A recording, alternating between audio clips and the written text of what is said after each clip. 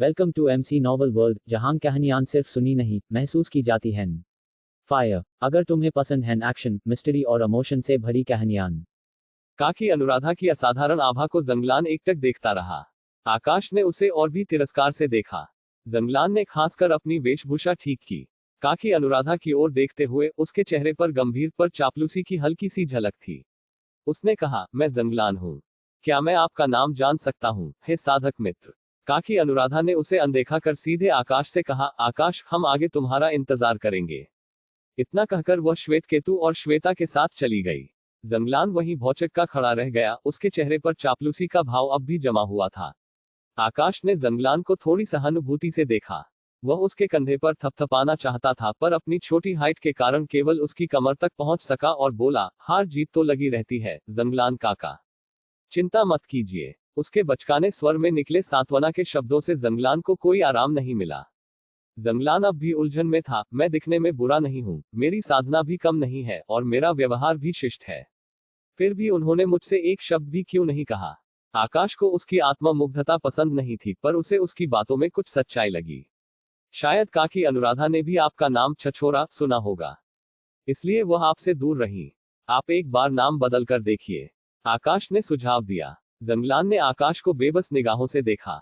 आकाश ने उसे कुछ और सांत्वना दी और आखिरकार जंगलान ने घटना को दिल पर नहीं लिया।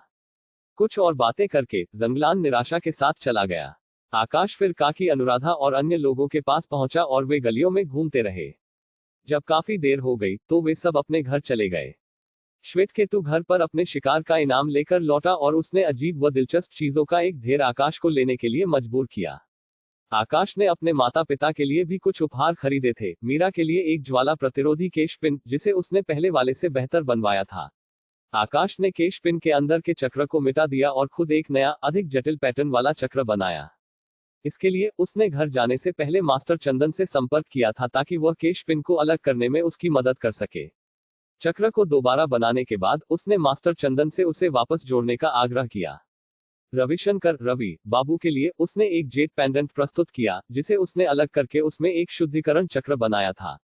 एक बार सक्रिय होने पर यह चक्र पहाड़ों में जहरीली गैसों या दलदली हवा को कुछ हद तक खत्म कर सकता था, हालांकि इसकी सीमा सीमित थी। रवि बाबू और मीरा दोनों बहुत खुश हुए, न केवल इसलिए कि आकाश ने उपहार दिए थे, बल्कि इसलिए कि उनमें आकाश के हाथों से बने चक्र शामिल थे। दानव शिकारी उत्सव की गहमागहमी के बाद सिद्धेश्वर पीठ नगर शांत हो गया। साधना करने वाले अपनी दिनचर्या में लौट आए। आकाश भी इसका अपवाद नहीं था। उसे अपनी साधना बढ़ानी थी और चक्र के बारे में बहुत कुछ सीखना था। एक दिन आकाश श्रीमान जुबिन के स्थान से घर लौट रहा था। वह श्रीमान जुबिन की शिक्षाओं पर विचार कर रहा था और सोच रहा था कि उसे और कौन से चक्र सीखने की जरूरत है। चलते चलते कुछ लोगों ने अचानक उसका रास्ता रोक लिया। ऊपर देखते हुए आकाश ने देखा कि एक दुबला पतला युवक रेशमी कपड़े पहने सोने के कागज का पंखा झलका रहा था। उसकी आंखों में एक छिछलापन था और वह उसके सामने खड़ा था। युवा मास्टर कनिष्क। कनिष्क कश्यप परिवार के मुखिया का सबसे छोटा बेटा था। कश्यप परिवार सिद्धेश्वर पीठ नगर का सबसे शक्तिशाली और धनी कुल था। कनिष्क मुखिया का बेटा होने और सीधी रेखा से होने के कारण सबसे ज्यादा लाड़ प्यार पाता था। सबसे छोटा होने के कारण कनिष्क को पारिवारिक व्यवसाय संभालने की चिंता नहीं करनी पड़ती थी, इसलिए उसका जीवन केवल भोग विलास में डूबा रहता था।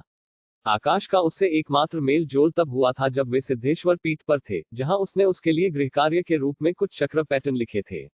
क्या तुम्हें कुछ चाहिए? कनिष्क ने दोस्ताना अंदाज में मुस्कुराया। हाँ, मुझे तुम्हारी मदद चाहिए। क्या है? आकाश को महसूस हुआ कि वह किसी अच्छी नियत से नहीं आया है। कनिष्क ने हल्का सा खांसा और कहा, दानव शिकारी उत्सव की रात मैंने तुम्हें देखा था और तुम्हारे पीछे एक नकाब पहने हुए युवती थी। क्या तुम उसे जानते हो? नकाब वाली युवती? क्या वह श्वेता की बात कर रहा है? हाँ, शायद जानता हूँ। कनिष्क खुश हो गया। उसकी आंखों में उत्साह की एक झलक थी। उसे बुलाओ, मैं उससे मिलना और दोस्ती करना चाहता हूँ। उस शाम उत्सव के दौरान कनिष्क भी कुलीन वंशों के शिष्यों के बीच घूम रहा था और उसने दूर से आकाश के पीछे वाली युवती को देखा था। उसकी कम उम्र के बावजूद और नकाब पहने होने पर भी वह उसकी अलौकिक आभा को एक नजर में भूला नहीं पाया। उसने लोगों से युवती के बारे में पूछताछ करवाई, लेकिन कोई खबर नहीं मिली, इसलिए उसने आकाश से संपर्क करने के बारे में सोचा। पिछले कुछ दिनों से वह और उसके साथी आकाश को ढूंढ रहे थे और अब वे उससे मिले थे।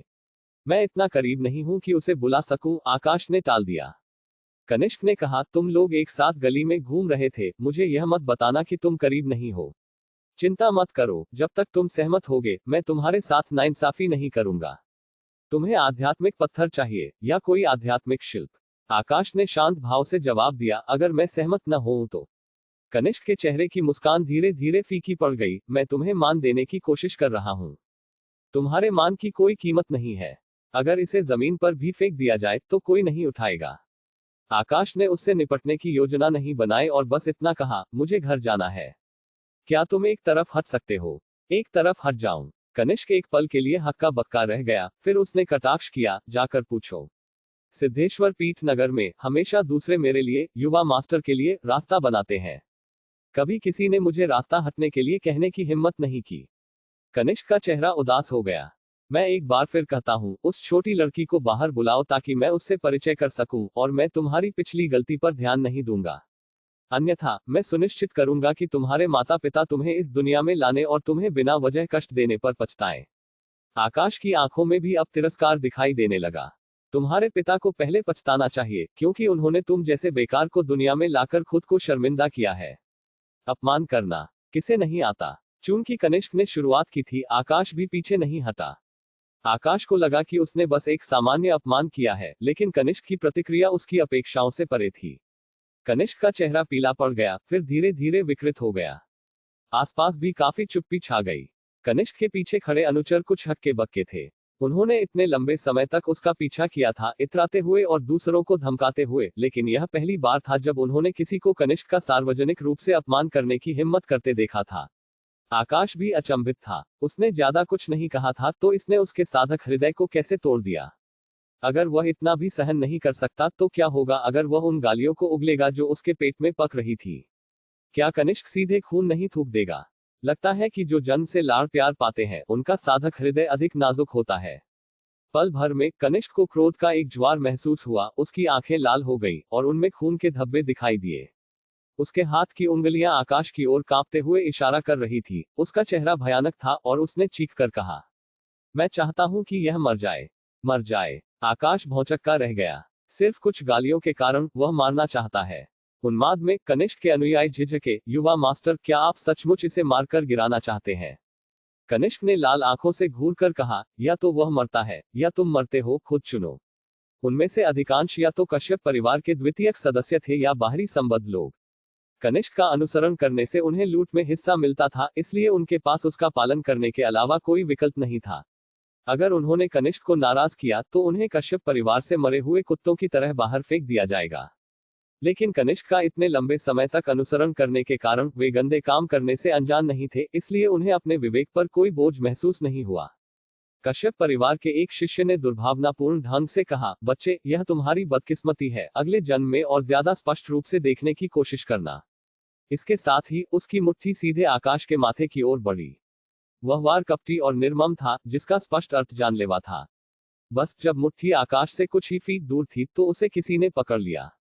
जिस शिष्य की मुट्ठी पकड़ी गई थी उसने खुद को छुड़ाने के लिए संघर्ष किया, लेकिन सफल नहीं हुआ। इसके बजाय उसने अपनी हड्डियां चरमराती हुई महसूस की। इससे पहले कि वह दर्द से चिल्ला पाता, उसे चेहरे पर एक घूंसा पड़ा। उसकी नाक से खून बह रहा था और उसका शरीर बल से बार बार पीछे धकेल दिया गया, और अंत में वह एक टूटे हुए बोरे की तरह दीवार से जा टकराया और होश खो बैठा। दूसरे लोग एक पल के लिए सहम गए। ऊपर देखते हुए उन्होंने देखा कि एक हृष्ट पुष्ट युवक किसी तरह आकाश के पीछे आकर खड़ा हो गया था। वह चंदन रिफाइनरी के मास्टर चंदन का शागिर्द था, दारा। सामान्य तौर पर खुशमिजाज रहने वाला दारा अब भावहीन खड़ा था। उसकी बाहें लोहे की तरह मांसल थी, बिना क्रोध के एक प्रभावशाली आभा बिखेर रही थी। वह चुपचाप आकाश के पीछे खड़ा था। आकाश निर्विकार दिखाई दिया। सिद्धेश्वर पीठ नगर में दक्षिण मुख्य गली के इस मोहल्ले में अगर लड़ाई की बात आती तो उसके संपर्क काफी व्यापक थे। कश्यप परिवार के एक शिष्य ने दारा को पहचान लिया और चिल्लाया, चंदन दारा, बस अपनी हथौड़ी घुमाओ और अपने काम से काम रखो। दारा ने कटाक्ष किया, यह तुम्हारा कोई काम नहीं है। आकाश के पास असाधारण दिव्य चेतना थी। जब कश्यप परिवार के एक शिष्य ने मुक्का मारा तो उसने देखा कि दारा पहले ही उसके पीछे तैनात हो गया था, इसलिए वह नहीं हटा। बेशक यह इसलिए भी था क्योंकि अगर वह चाहता तो भी नहीं बच सकता था। छठे स्तर के प्राण शुद्धि क्षेत्र के शरीर साधक का मुक्का काफी तेज था और शक्तिशाली दिव्य चेतना ने आकाश को पर्याप्त प्रतिक्रिया समय दिया, लेकिन उसका कमजोर शरीर ऐसी प्रतिक्रिया को सहारा देने के लिए पर्याप्त नहीं था। सौभाग्य से दारा ने उसके लिए मुक्का लिया। आकाश की याद में दारा हमेशा रिफाइनरी शागिर्द था जो भोलेपन से मुस्कुराता था, लोगों के साथ उदारता से पेश आता था और उसके घर पर नूडल्स खाने आना पसंद करता था।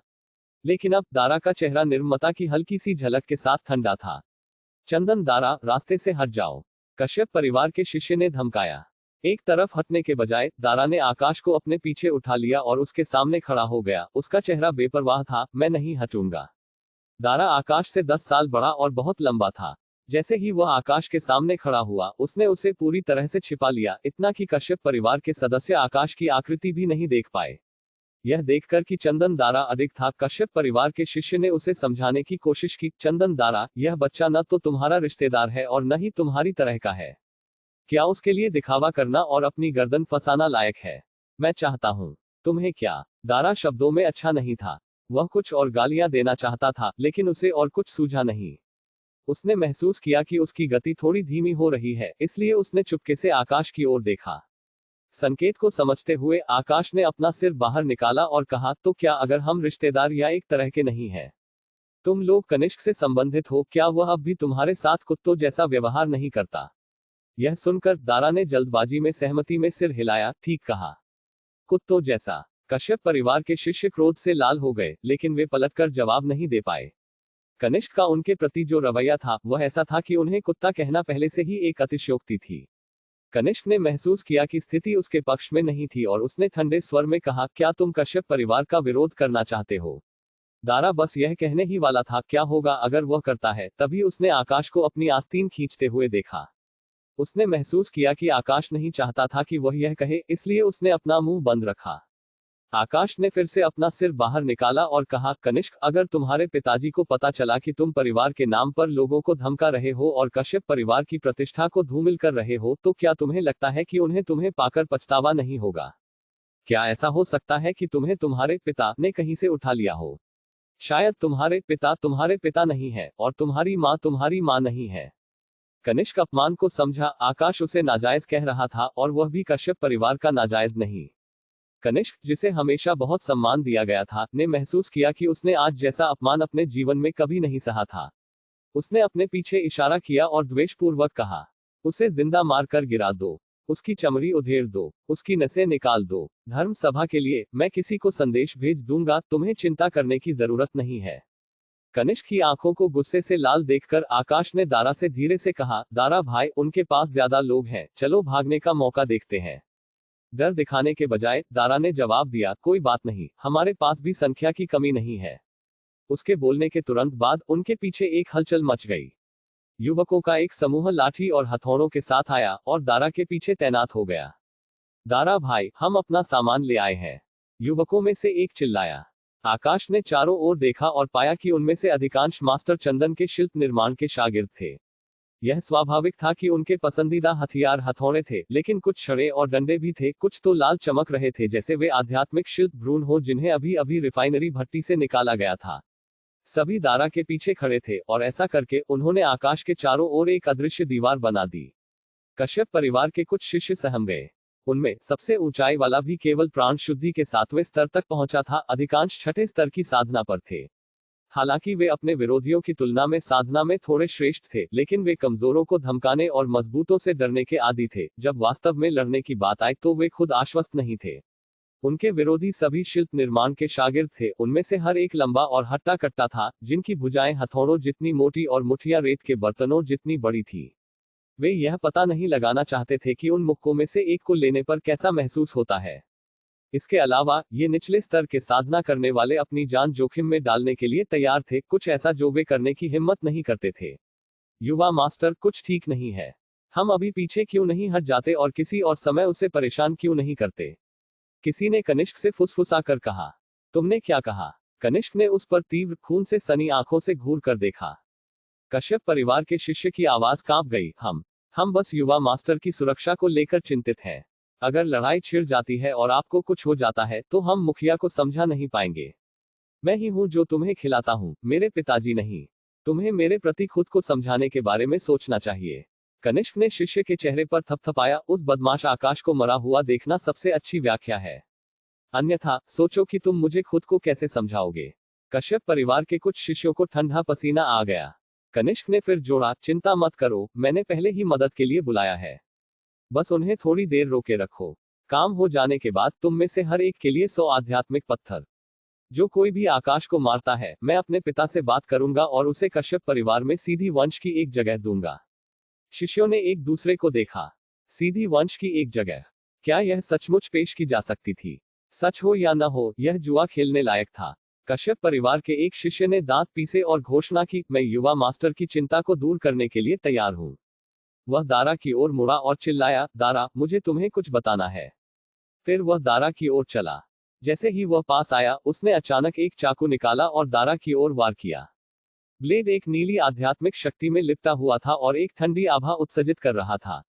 दारा की भौहें तन गई और उसने ठंडी सांस ली। उसके चारों ओर रक्त प्राण उमड़ पड़ा और उसने अपने बड़े हथौड़े से हमले का सामना किया। लेकिन कश्यप परिवार के शिष्य का चाकू अचानक मुड़ गया, हथौड़े से बचते हुए, और दारा के पीछे खड़े आकाश पर निशाना साधा। यह उसकी गणना थी, दारा के हथौड़े से एक वार लेने पर वह मरेगा नहीं। सबसे बुरा यह होगा कि वह गंभीर रूप से घायल हो जाएगा, लेकिन आकाश को अगर यह चाकू का वार लगा तो वह निस्संदेह मर जाएगा। थोड़ी चोट के बदले में अपने परिवार में सीधी वंश की एक जगह पाना निश्चित रूप से एक जीतने वाला व्यापार था। हालांकि हमला अचानक हुआ था, आकाश को पहले से ही पता था कि यह आने वाला है। चाकू पर आध्यात्मिक शक्ति का प्रक्षेपवक्र उसकी दिव्य चेतना में स्पष्ट रूप से दिखाई दे रहा था। हालांकि हमला और मोड़ एक पल में हुआ, उसके पास बोलने का समय नहीं था और अपनी शरीर साधना क्षमता के साथ वह समय पर बच नहीं सका। जैसे ही चाकू उसे मारने वाला था, शिल्प निर्माण के एक शिष्य ने उसके कॉलर को पीछे खींच लिया। ब्लेड का सिरा बाल बाल चूक गया और हालांकि यह आकाश से बच गया, फिर भी वह अपने माथे से गुजरते समय आध्यात्मिक शक्ति के दबाव से हल्का दर्द महसूस कर सकता था। दारा ने चाकू को बाहर निकलते देखा और बाद में आकाश पर निशाना साधते हुए हमले में बदलाव देखा, लेकिन उसका हथौड़ा समय पर पुनर्निर्देशित करने के लिए बहुत भारी था। वह केवल आंतरिक रूप से चिंतित हो सकता था, लेकिन शुक्र है कि आकाश बाल बाल बच गया। दारा ने अपने दिल में राहत महसूस की, फिर क्रोध छा गया। उसने अब खुद को वापस नहीं रोका। रक्त प्राण उसके हाथ में लोहे के हथौड़े में भर गया और उसने जोर से वार किया। कश्यप परिवार के शिष्य को पीठ पर चोट लगी और वह जमीन पर जोर से गिर पड़ा। ताजा खून उसके गले तक आ गया और उसके कानों में उसकी अपनी हड्डियां टूटने की आवाज गूंज रही थी। उसने चोट की आशंका की थी, लेकिन इतनी गंभीर नहीं। जैसे ही उसकी चेतना धुंधली हुई, उसने खुद को लात मारते हुए महसूस किया और फिर वह जोर से उतरा, इससे पहले कि वह पूरी तरह से होश खो दे। बदमाश घटिया चाल का सहारा ले रहा है। नाली के चूहे भी उससे इतने गंदे नहीं हैं। चलो उन्हें मारते हैं। युवा शिल्प निर्माण शागिर्द धार्मिक आक्रोश से भरे हुए अपनी लाठियां उठाई और अपने हथौड़े घुमाए कश्यप परिवार के शिष्यों पर हमला कर दिया। कश्यप परिवार के शिष्यों के पास उनसे सीधे मुकाबला करने के अलावा कोई विकल्प नहीं था। खाली गली में दोनों पक्षों के साधना करने वाले एक अराजक लड़ाई में उतर गए।